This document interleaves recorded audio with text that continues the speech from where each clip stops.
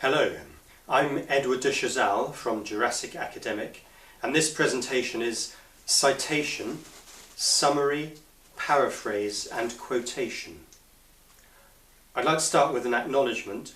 A lot of the material today is based on two sources. First, de Chazal English for Academic Purposes title in the Oxford Handbooks for Language Teachers series, published in 2014 by Oxford University Press, and that's pages 195 to 196. Second, de Chazal and McCarter, Oxford EAP Upper Intermediate B2 Students Book, published in 2012 by Oxford University Press, and again that's pages 210 to 211.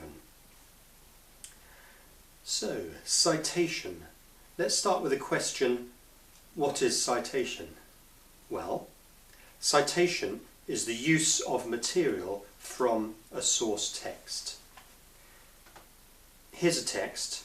This is my text. I'm creating it. I bring in material from other sources.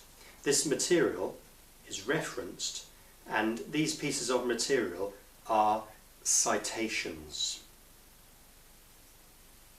Types of citation include summary, paraphrase and quotation.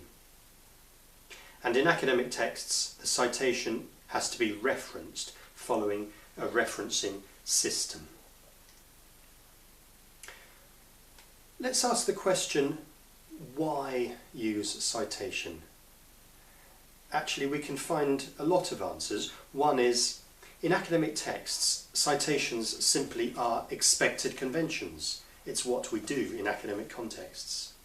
Second, in acknowledging intellectual property, citations are ethical and honest. They are part of academic honesty. Third, citations can be seen as a form of homage and acknowledgement to the people whose material we are citing, to their work, to their research, to their ideas. We acknowledge this through citations.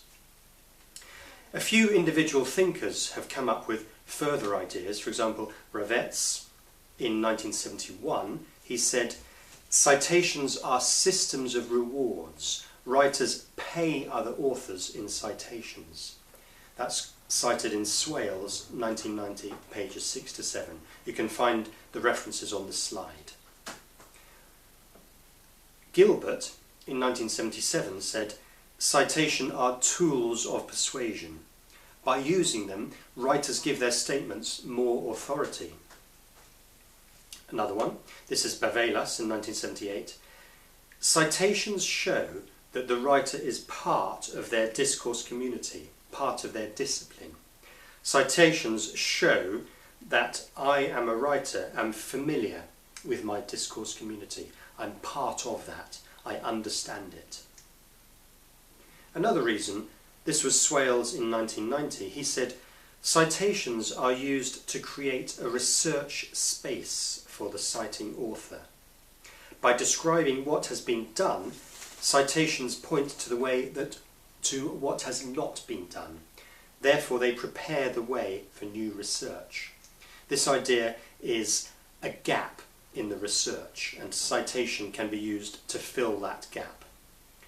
Next, we'll look at the three aspects of citation, the three types: summary, quotation, and paraphrase. Summary. A summary can express a lot of information in a limited number of words. It's very efficient. Many types of idea and text can be summarized. It could be a few sentences, a paragraph, a chapter, a section of a book, a whole book, an idea, a school of thought, the whole work of a researcher. All of these can be summarized in a very limited number of words. And in many cases, a summary is the most frequent type of citation. It's a great skill to learn how to summarize. Let's look at the characteristics of a summary. I've picked out 5. First, it should be as brief as possible. We can't give a percentage of the original text, that's irrelevant. It could be a whole novel or a whole book summarised in a couple of sentences, so it could be a tiny fraction of the original length. Next, it has to be clear to understand. Often it's written in simpler language so that it's clear. Third, it includes the main points of the source text, but not all the little details, the examples, the digressions. Cut all that out, stick to the main points. Next point, language. It should be original language, not exactly the same language as the original, but new language. Finally, only information in the source text should be included. Don't add in other ideas or evaluation or anything like that. Just stick to the original ideas. Those are the characteristics of a summary. Let's move now to paraphrase. A paraphrase is a short text which expresses an idea from a source using different language. And the focus of a paraphrase is on the meaning rather than the actual words of a source text. A paraphrase is typically similar in length to the source text, and the language of a paraphrase can be a little bit easier to understand than the original language. It doesn't have to be at the same level of complexity. I've got 5 points now which are what a successful paraphrase should do. 1. It should incorporate all the ideas and information in the source text. 2. It should keep the same meaning as the source text. 3. It should use mostly different language. Now this means not only vocabulary but also grammar, sentence structure. We can use the same technical words like glacier, capitalism or cell, but we use different general words and academic words. 4. It should be similar in length but not too similar in language to the source. And lastly, it should be clear and accurate in terms of language and content.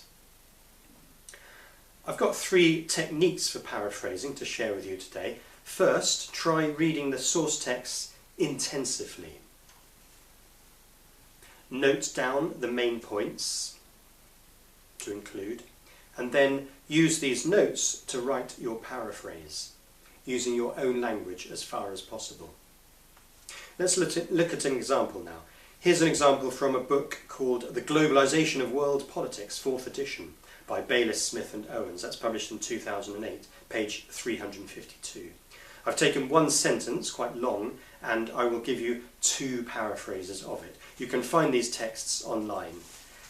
Let me read it. Economists claim that globalization's opening up of markets can increase efficiency and reduce pollution, provided that the environmental and social damage associated with the production of a good is properly factored into its market price.